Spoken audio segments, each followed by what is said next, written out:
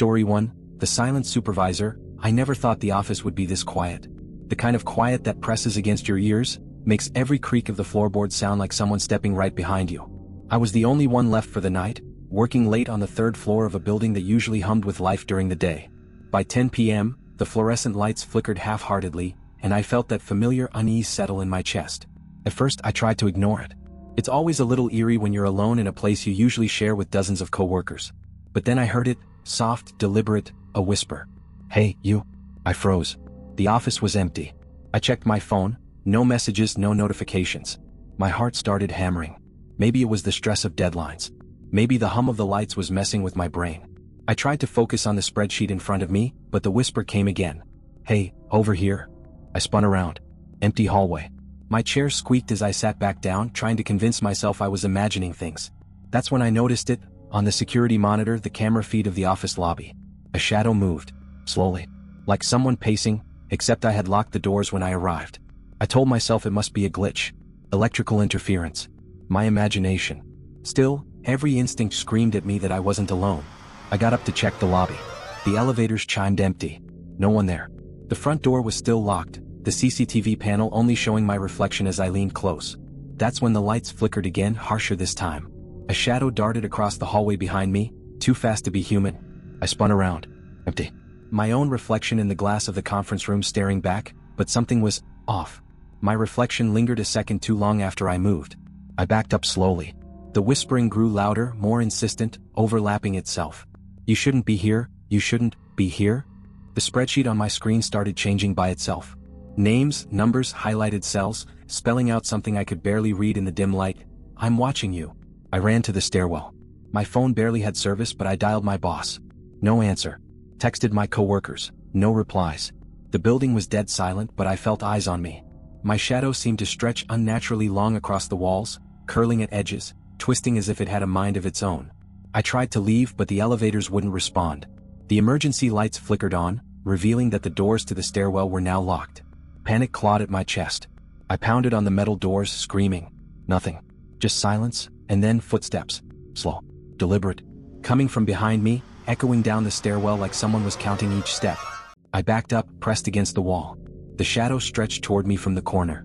I don't know how, but I felt its coldness wrap around my ankles, tugging, pulling me down. My phone slipped from my trembling hands, clattering onto the floor. I could see the screen light up with a notification I hadn't sent. "You can't leave yet." I ran. Turned corners blindly. Every stair led to another locked door. The whispers turned into laughter. Mocking, cruel, inhuman. "You belong here now," it hissed. Finally, I stumbled into the office kitchen. The lights died completely. My eyes adjusted to the faint glow of the refrigerator. I froze. Notes were scattered across the counters. Notes I hadn't written. "We're always here. Watching." The door behind me creaked. Slowly. Almost teasingly. My heart leapt. I didn't dare turn. Footsteps stopped. Silence. Then a whisper in my ear. My own voice. Saying my name. I bolted for the conference room window. The fire escape outside, gone. The wall was solid. I screamed. My hands hit the glass, rattling it. That's when I saw it in the reflection. Not my reflection this time. Something standing behind me. Tall. Thin. Shrouded in darkness. No face. But it smiled. I can't describe how long I stayed frozen. Seconds, minutes? I don't know. All I know is that the sound of the office door unlocking broke me out of it. I spun around, desperate for escape. Empty hallway. No shadow.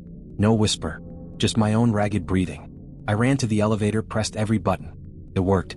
I didn't look back. Never stopped running until I was out in the cold night air, lights of the parking lot flickering under a thin drizzle. I called my boss the next day. No one was in the office overnight. Security footage? Everything seems normal, they said. No signs of anyone inside the building after 10 p.m. I didn't sleep that night. Not the next night. And even now, I can't shake the feeling that someone, or something, watched me through every empty office, every shadowed corner. And that's when I realized, the whisper wasn't a warning. It was an introduction. Would you stay one more night if this happened at your job? What would you do if the office was empty, but not empty? Story 2, The Apartment Across. I moved into my new apartment thinking it was a fresh start. Quiet neighborhood, decent rent, ordinary people. At first, nothing seemed off. Everything was normal. Then I noticed her. The woman in the apartment directly across the hall. I'd catch glimpses of her sometimes, just standing there, staring out of the window, always watching. At first, I told myself I was imagining it. People watch the street sometimes, right? But then she started appearing at odd times. When I came home from work at 11 p.m., she was in the hallway. Not walking, just standing, leaning against the wall, staring at my door. I didn't acknowledge her at first. I tried to pretend she wasn't there. But the unease started building. One night, I got a text from an unknown number. No words. Just a photo. My apartment door. Taken from across the hall. My hands shook as I dropped the phone. I checked the peephole. Empty hallway. No one. I tried to rationalize it. Maybe someone hacked my number. Maybe it was a prank. I didn't want to call the police. What would I say? Someone sending me pictures? Of my apartment? But deep down I knew. She was watching. Things escalated. Footsteps outside my door at night. Soft, careful, deliberate. Sometimes I'd open the door. Nothing. The hallway empty, cold, quiet, except for the faint hum of the emergency lights. One evening I came home early hoping to catch her in the act. I saw her through the window across the hall. She was writing something on a notepad. I couldn't make out the words. I slammed the door shut. My apartment suddenly felt suffocating. That night a knock. Soft, deliberate. My heart raced. Hello? No answer. Just silence. Then another knock. Louder. I looked through the peephole. The hallway was empty. I leaned close, hearing whispers. My own name. Weeks went by. I barely slept. I avoided the windows. But one morning I found a note slipped under my door. We like watching you. Panic rose in my chest. I called the landlord. No one else lives in that apartment, he said. She moved out a month ago. I double-checked. Empty. Dusty. No sign of life. But that didn't explain the knocks, the footsteps, the whispers. One night, I decided to confront it. I opened the door to the hallway, determined to find her. The apartment across the hall was dark, empty. I stepped closer. Then I heard it, a faint scraping like someone moving inside. I knocked. Silence. Then a voice from inside, low and calm. I've been waiting for you. I froze. The apartment had been empty. The locks were still changed. No one should have been inside. I backed up, heart hammering, and the door slammed shut behind me. I ran. The next day, I found objects from her apartment. Personal items, papers, slipped under my door. Not many, just enough to remind me she was still there. Watching. Waiting. I started noticing details I hadn't before. Shadows in my peripheral vision, a fleeting figure in the hallway, a reflection in the window that didn't match my movements. My reflection sometimes lingered a second too long, like hers was mimicking me. I moved my furniture, installed extra locks, even tried leaving town for a weekend. Nothing worked. Every time I returned, there was something new. A note, a footprint, a soft whisper through the vent. I started questioning my sanity. Maybe I imagined it all. Maybe the stress of my new job and living alone had warped my perception. But the fear, that feeling of being watched, it never left. Then one night I saw her again. Not through the window. Not from across the hall. Standing inside my apartment. Calm, smiling. No words. Just watching. I ran. Out the front door into the empty street, rain soaking my clothes. I never looked back. But when I returned later, hoping it was a nightmare, the note was still there. We're always close. I moved out the next day. I don't live in that building anymore. I don't even drive past it. But I still check the windows of new apartments instinctively. Sometimes I think I see her. Across the street. Watching. Waiting. And that's when I realized it didn't matter where I went. Some people, or something, don't need to be inside to haunt you. What would you do if this happened to you? Would you keep the secret, or run? Be honest, would you dare stay in your own home? Story 3, The Notebook That Knew Me. I found it at a small, dusty secondhand bookstore. A plain black notebook, no title, no markings. I thought it would be perfect for journaling. Quiet nights alone, writing down my thoughts. It sounded harmless.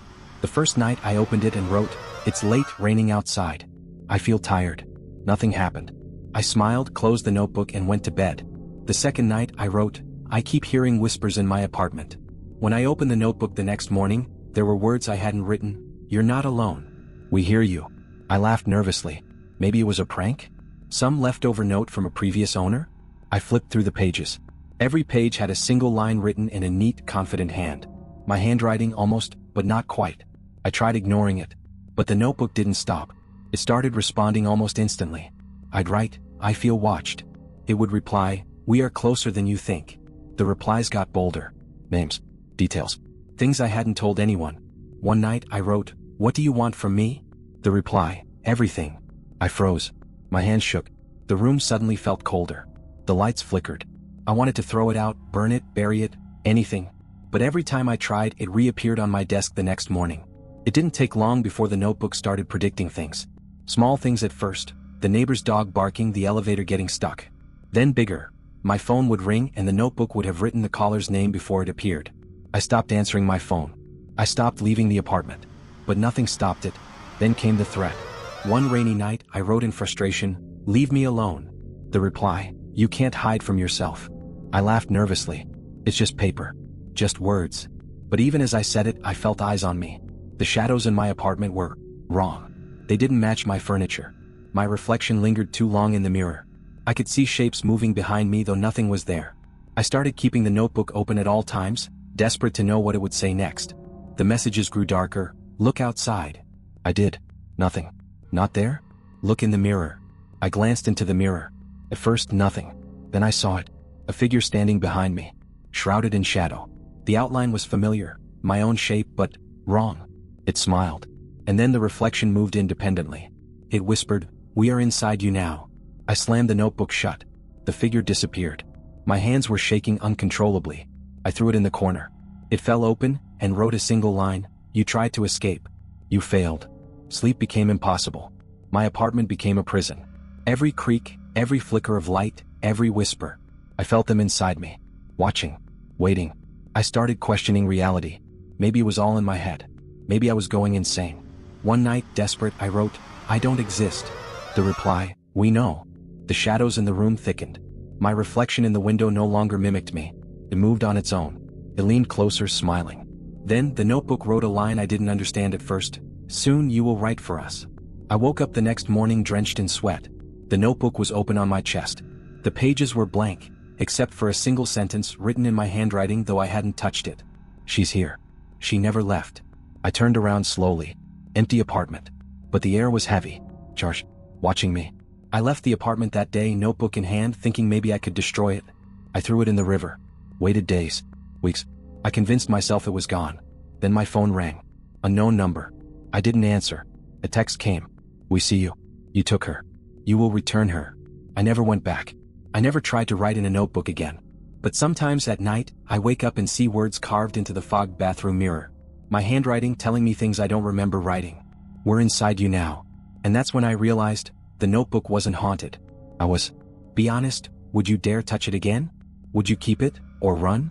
What would you do if your own thoughts started answering you? Story 4: The passenger who wasn't there. It was supposed to be a simple drive. Midnight, country roads, the kind of empty stretches where the headlights barely reach beyond the next curve. I had left a friend's place, exhausted from a long night, and all I wanted was to get home and collapse. The rain started lightly, then heavier. Wipers barely kept up. That's when I noticed her, sitting in the back seat. I slammed on the brakes. My hands shook. My pulse thumped like a jackhammer. There was no one in the back seat when I had gotten in. No one I picked up. Empty car. "Hello?" I whispered, barely audible over the rain. She didn't answer. Just sat there. Motionless. Dark hair plastered to her face, dripping water. Her eyes, impossibly wide, stared straight at me through the rearview mirror. I turned around slowly. Empty seat. I turned forward. Her face was in the mirror again. Watching. Waiting. I swerved. The tires screeched, but there was no other car. No one on the road. Just rain, darkness, and her reflection. I tried to convince myself I was hallucinating. Stress. Fatigue. Nothing else. But then the tapping started. Soft at first on the back window.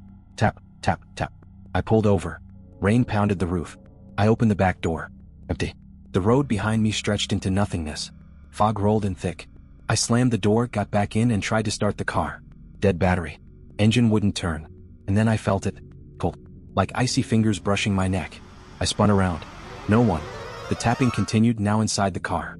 On the roof, on the windows, on the glass divider between the seats. My breath came in short, sharp gasps. I fumbled for my phone. No signal. I drove. Slowly. Every shadow on the road seemed alive. Every tree a looming figure. And she was there. Always. In the rearview mirror. Smiling. Waiting.